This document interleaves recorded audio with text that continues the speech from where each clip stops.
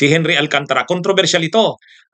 Ngayon, dahil talagang dun sa kanyang covered na distrito, yung engineering district niya, doon nakita yung maraming mga flood, mga ghost projects.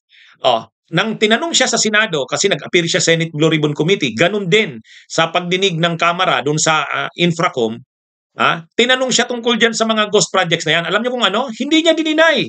Hindi niya naman talaga na may di-deny na mayroon ng mga ghost projects doon. Anong depensa niya? Ang depensa niya, nag-rely na lang daw siya doon sa pirma ng mga staff niya, nung mga subordinates niya.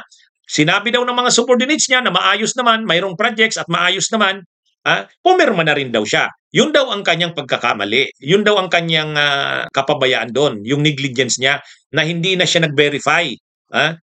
Yun. Sa tingin nyo, makakaano kaya yung ano niya na yan? Palusot niya na yan? Mga kabunyog, mga kababayan? Mahirap yan. Ibig mong sabihin, sa tagal-tagal ng pagkaka-implement ng project na yan, at ganyan kalaking halaga, hindi lang naman yan 10 million, 5 million. Mga ano yan, may 90 million, mayroon pa yatang 100 million. Tapos hindi mo man lang mabisita kahit isang beses.